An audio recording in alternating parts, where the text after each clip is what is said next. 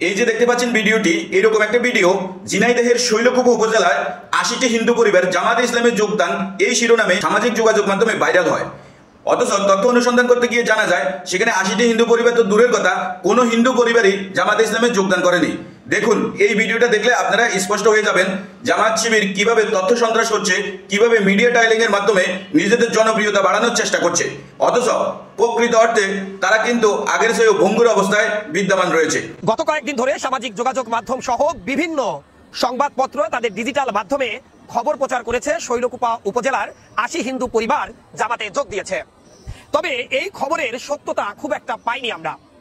আমরা ঘটনার সত্যতা জানতে এসেছিলাম ঝিনাইদহের শৈলকুপা উপজেলার ১২ নং নিত্যানন্দপুর ইউনিয়নের সেই আলোচিত ভান্ডারিয়াপাড়া গ্রামে। এখানে এসে ৩টি সমাজের হিন্দু প্রতিনিধিদের সাথে আমাদের কথা হয়।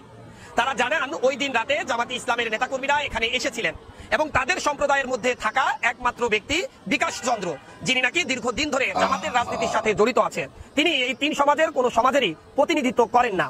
অর্থাৎ তিনি একা জামাত ইসলামের কর্মী, কিন্তু তিনি একা দীর্ঘদিন ধরে জামাত ইসলাম করলেও এই গ্রামের অন্যান্য যারা রয়েছেন তারা জামাত ইসলামের রাজনীতি করেন না।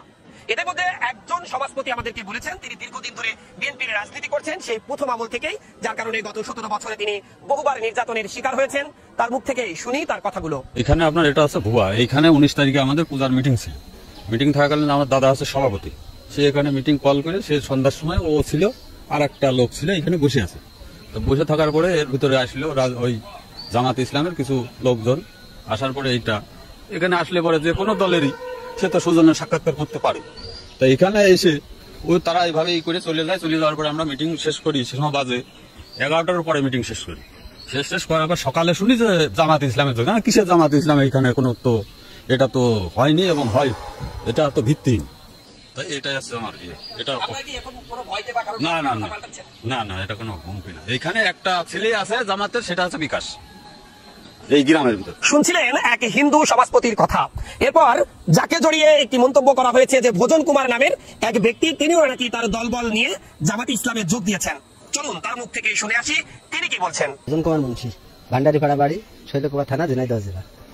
আমি বিগত এই শুক্রবারের দিন যা ঘটিছে শুনে আমি তো অবাক।